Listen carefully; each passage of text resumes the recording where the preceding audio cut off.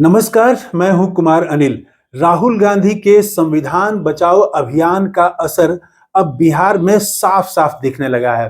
आज एनडीए के एक घटक और हम के नेता जीतन राम मांझी की पार्टी की रैली थी, पटना में गांधी मैदान में रैली थी। और जीतन राम मांझी के भाषण को अगर आप गौर से देखें, सुने, तो समझ में आ जाएगा कि राहुल गांधी का इम्पैक्ट, उनके संविधान बचाओ अभियान का इम्पैक्ट, प्रभाव अब एनडीए में भी किस तरह से दहशत बन के दिखाई दे रहा है।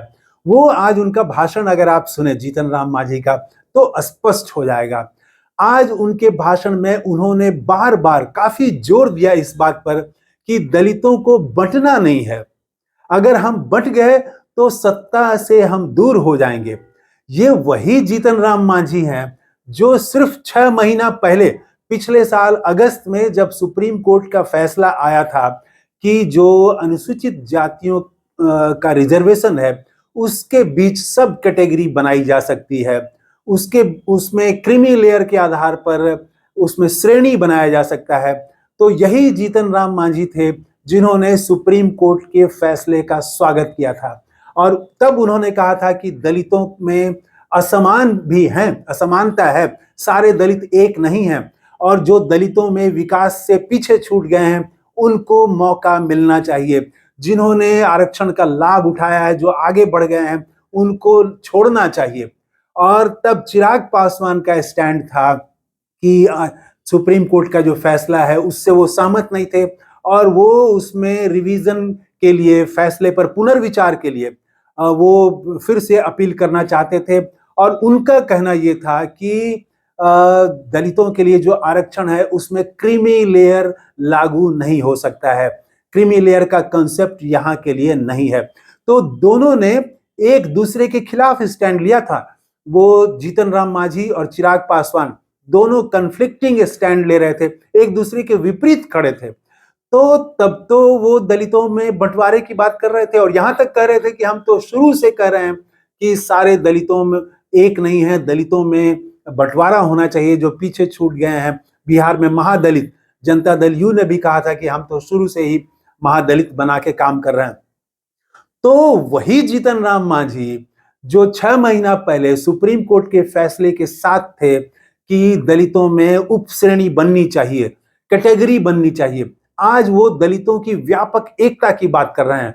तो ये किस दबाव में बात कर रहे हैं, ये तो बस सवाल उठता है। वो तब ये बात आती है राहुल गांधी की। अभी हाल में ही, पिछले महीने ही राहुल गांधी बिहार आए थे। पटना में उन्होंने जगलाल चौधरी के जयंती कार्यक्रम में हिस्सा लिया था और उसमें पासी समुदाय, जो दलितों का एक हिस्सा है, उसकी बड़ी संख्या शामिल हुई थी। मैं उस कार्यक्रम में था, मैंने एक वीडियो भी बनाया है उस पर। आप देखेंगे कि दलितों में सिर्फ वो देखने के लिए नहीं आए थे राहुल गांधी को, उनका दलितों का, पासी समाज का समर्थन स्पष्ट रूप से जाहिर हो रहा था उस सम्मेलन में। तो कहीं ना कहीं ये आभास है जीतन राम मांझी को, या उनको भाजपा के जरिए फीडबैक दिया गया है कि राहुल गांधी का असर दिखाई पड़ रहा है संविधान को लेके।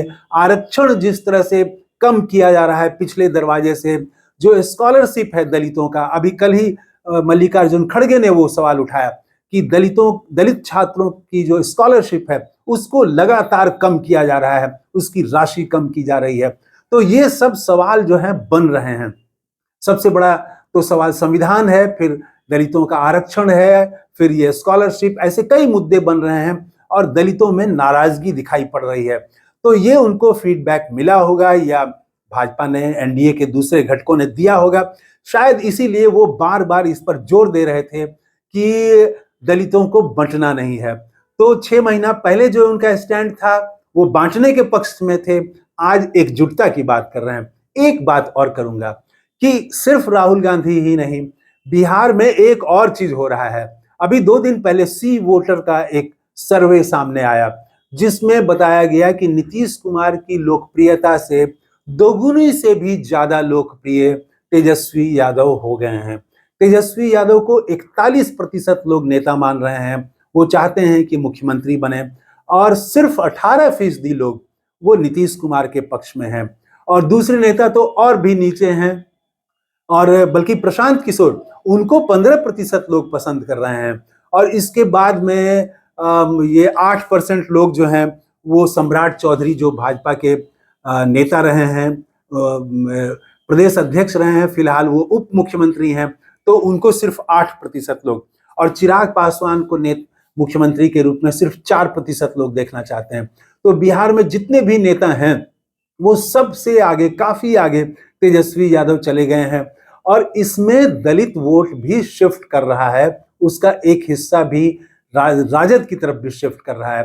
कांग्रेस की तरफ तो दलितों का झुकाव हुआ ही है, और राजद की तरफ भी तेजस्वी यादव को भी वो नए ढंग से देखना परखना चाहते हैं। तो और तेजस्वी यादव ने एक नया नारा 2 दिन से शुरू किया है कि एक बार हमें मौका दीजिए। आपने 20 साल नीतीश कुमार को मौका दिया, अब एक बार हमें मौका दीजिए। ये क्लिक कर सकता है तो मौका लोग दे सकते हैं, लोग की युवा है, शायद कुछ करे, अलग करे कुछ, क्योंकि 20 साल से तो लगातार लोग नीतीश कुमार को देख रहे हैं, तो एक ऊब भी पैदा होती है। तो उसको अब कैश करने के लिए तेजस्वी यादव ने ये नारा दिया है। तो कुल मिला के राहुल गांधी के संविधान बचाओ अभियान और तेजस्वी यादव की बढ़ती लोकप्रियता, इसका असर तो आज दिख रहा था। क्यों आखिर वो बार बार अपील कर रहे थे? उन्होंने ये तो बात नहीं कही कि कैटेगरी बननी चाहिए और सुप्रीम कोर्ट का फैसला लागू होना चाहिए, ये अब नहीं बात कर रहे हैं, एक बार भी उन्होंने नहीं कहा। वो अब ये कह रहे हैं कि सारे दलितों को एकजुट हो जाना चाहिए। तो आखिर कहां से उनको भय हो रहा है कि दलित जो है वो एकजुट नहीं है, दलित बंट जाएंगे? कौन बांटेगा? क्या कांग्रेस बांटेगी? तेजस्वी यादव बांट ले जाएंगे उनका हिस्सा? तो कहीं ना कहीं से खतरा तो है, और इसीलिए शायद वो आज अपने भाषण में बराबर ये जोर दे रहे थे। तो इस वीडियो में इतना ही। थैंक यू, धन्यवाद, जय हिंद।